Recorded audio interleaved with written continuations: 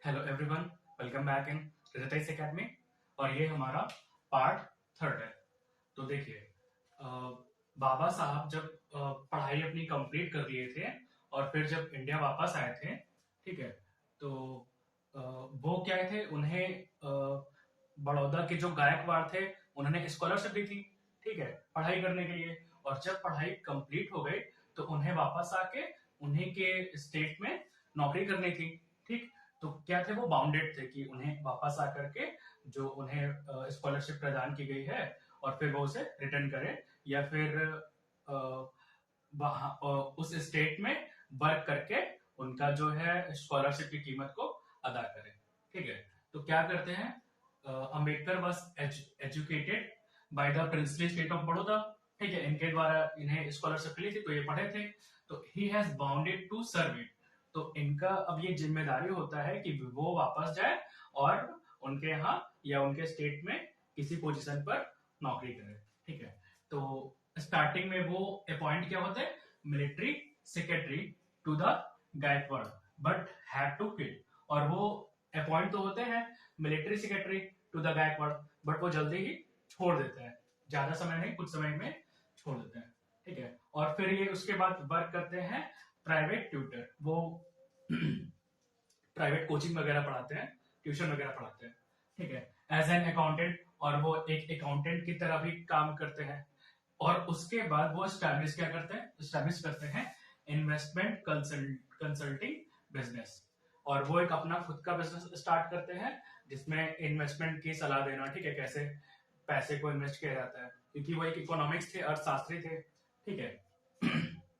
But it failed when his client learned that he was untouchables।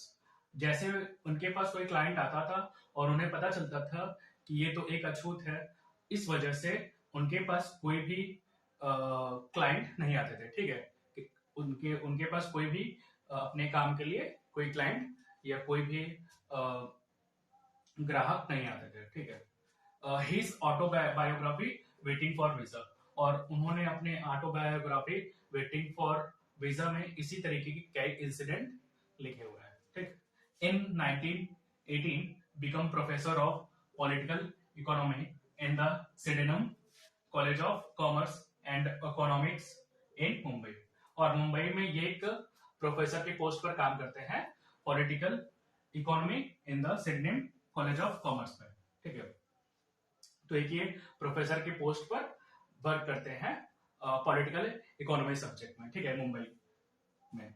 उसके बाद although he was successful with student. और जब वो पढ़ाने जाते हैं तो स्टार्टिंग में जो बच्चे होते हैं ना, वो उनको पता होता है कि टीचर जो है ये अनटचेबल्स है, शेड्यूल कास्ट का है। तो स्टार्टिंग में बच्चे उनसे हेट करते हैं कि आप हमें नहीं पढ़ाएंगे। लेकिन बाबा साहेब जो है अपनी अपनी जो है उनका आर्ट है या उनकी जो कला है या फिर उनका जो मैनर है, पढ़ाने का तरीका है, वो इतना अच्छा होता है कि बच्चे को वो कन्विंस कर जाते हैं कि आपको जो है नॉलेज चाहिए तो हम आपको नॉलेज प्रोवाइड करवाएंगे, हम किस कास्ट के हैं इससे कोई फर्क नहीं पड़ता। तो बच्चे को वो तो एग्री कर लेते हैं। तो बच्चे उनके पढ़ाने की वजह से बच्चे जो है भेदभाव खत्म हो जाता है।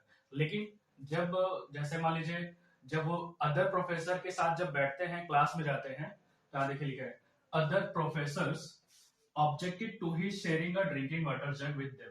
लेकिन जब वो अदर प्रोफेसर के साथ जो टीचिंग के स्टाफ होता है, जहां सारे टीचर्स बैठते हैं, सारे प्रोफेसर बैठते हैं, जब वो जाकर वहां जाकर बैठते हैं और उन्हें पानी वगैरह पीना होता है, तो बाकी प्रोफेसर उनके साथ ड्रिंकिंग वाटर जो जग है, पीने का जग है, वो शेयर नहीं करते, ठीक है। उनका ये कहना है कि आप अपना दूसरा लेके आइए।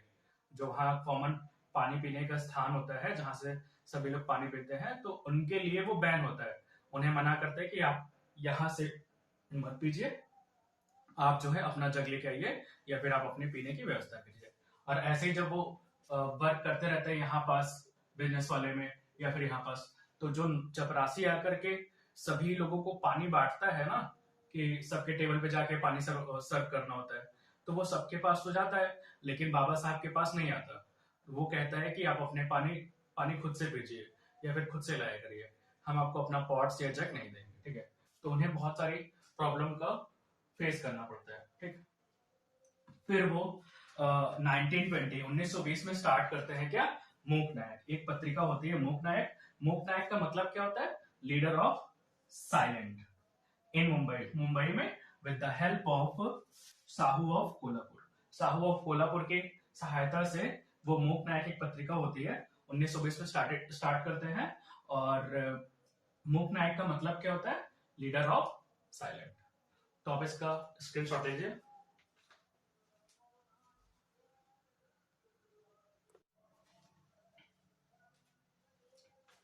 देखिए, बाबा साहेब के द्वारा जो पहली बार ऑर्गेनाइज्ड तरीके से किया गया प्रयास था, वो क्या था? बहिष्कृत हितकर्मी सभा का स्थापना। ठीक है, उन्होंने क्या स्टैब्लिश किया था? सेंट्रल इंस्टीट्यूशन बहिष्कृत हितकर्मी सभा। तो इसमें क्या होता था? इसमें जैसे education and socio economy improvement, जो अछूत है या फिर दलित कास्ट के या फिर अनटचेबल जो भी है लोग हैं, उनको समाज में उनको शिक्षा दिलाना और उनकी जो आर्थिक सामाजिक जो प्रॉब्लम है उनको दूर करना, और as well as welfare of the outcast, और जो भी दूसरे कास्ट के या फिर डिप्रेस्ड क्लास के लोग हैं। ठीक है, तो ये पहली बार एक ऑर्गेनाइज वे में बाबा साहेब ने स्टैब्लिश किया था बहिष्कृत हितकर्मी सभा। ठीक, और उन्होंने पब्लिश किया था क्या? Equality Janata, appointment to the Bombay presidency committee to work with European Simon commission in 1925। ठीक है, देखिए साइमन कमीशन। ठीक, तो साइमन कमीशन जो है इसके बारे में पहले थोड़ा जान लीजिए। साइमन कमीशन क्या है? Indian statutory commission. ये क्या है? एक इंडियन स्टैचुरी कमीशन। ठीक, और इसमें कितने मेंबर होते हैं? 7 मेंबर होते हैं। ठीक है, और जो मेंबर थे, 7 मेंबर थे, वो कौन से थे? ब्रिटिश पार्लियामेंट से थे। ठीक, इसमें इंडियन एक भी मेंबर नहीं था, और इसके चेयरमैन कौन थे? Sir John Simon. ठीक, और ये भारत कब आया था ये कमीशन? मतलब इनके लोग 1928 में। किस लिए आए थे? टू स्टडी कॉन्स्टिट्यूशनल रिफॉर्म, जो संवैधानिक जो रिफॉर्म होना था उसके लिए आए थे। कौन सा रिफॉर्म? जो माउंट टैगू चेम्सफोर्ड रिफॉर्म था ना 1919, तो ये एक एक्ट आया था 1919 का, माउंट टैगू चेम्सफोर्ड रिफॉर्म। तो ब्रिटिश गवर्नमेंट ने डिक्लेयर किया था कि इस एक्ट जो 1919 है, इसके ठीक 10 साल बाद क्या होगा? The commission would be sent to India after 10 year to examine the effect. फिर से देखिए ध्यान से, 1919 में क्या हुआ था? मॉन्टेगू चेम्सफोर्ड रिफॉर्म हुआ था। ठीक, तो उसमें ब्रिटिश गवर्नमेंट ने क्या कहा था कि आज से ठीक 10 साल बाद हम इस रिफॉर्म को, कॉन्स्टिट्यूशनल रिफॉर्म को फिर से चेक करने आएंगे और देखेंगे कि क्या क्या रिफॉर्म हुआ। ठीक है, उसका इफेक्ट क्या हुआ और हमें और क्या बदलाव करना है। तो ठीक इसके 10 साल बाद, नहीं तो 10 साल क्या 1929 हो जाएगा, इसके कुछ पहले ही टाइम में साइमन कमीशन इंडिया आया था। ठीक है, इस रिफॉर्म को चेक करने के लिए कि कितना डेवलपमेंट हुआ, क्या प्रॉब्लम है और हमें क्या इंप्रूवमेंट करना है। ठीक, तो जब ये भारत इंडिया में आया तो इंडिया में सभी लोगों ने इसका प्रोटेस्ट किया, ग्रेट प्रोटेस्ट अक्रॉस इंडिया। ठीक, लेकिन बाबा साहब जाकर के इनसे मिले थे, इस कमीशन में इन्हें तो बॉम्बे प्रेसिडेंसी का प्रेसिडेंसी बनाया गया था। ठीक है, और 1925 में, और ये साइमन कमीशन में जाके मिले थे और इंडिया के जो अछूत थे, अनटचेबल्स थे, उनकी जो दैनिक दशा थी, सोशियो इकोनॉमी प्रॉब्लम जो थी, उनको वो कमीशन को बताए थे।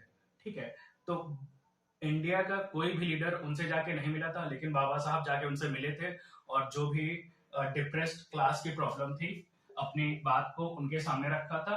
इसी वजह से बाकी सारे नेता जितने भी थे वो बाबा साहब के खिलाफ हो गए थे कि क्यों आप उनसे मिलने गए। लेकिन बाबा साहब इसलिए मिलने गए कि उनको की सच्चाई पता चल सके कि प्रेजेंट टाइम में इंडिया में जो भी डिप्रेस क्लास के लोग हैं उन्हें किस प्रकार के कठिनाइयों का सामना करना पड़ रहा है, चाहे वो शिक्षा हो, चाहे वो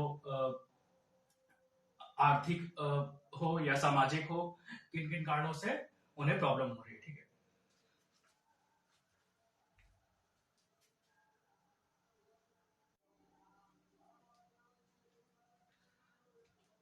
देखिए बाबा साहब ने 1927 में started active movement against untouchability, ठीक है। उन्होंने छुआछूत को हटाने के लिए 1927 से अपना मूवमेंट स्टार्ट कर दिया था, वो भी पूरे एक्टिव मूवमेंट, एक्टिव तरीके से, ठीक है। तो open a public drinking water resource and inter Hindu temple, ठीक है।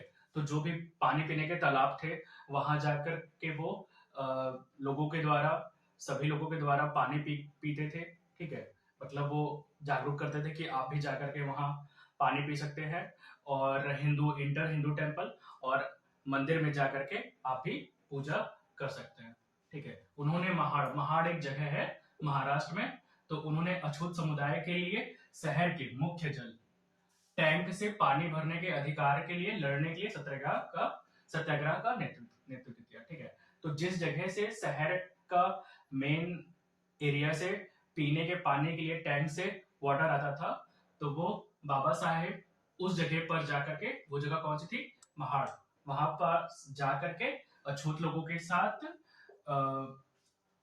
टैंक से पानी भरने के अधिकार के लिए सत्याग्रह किया था, ठीक।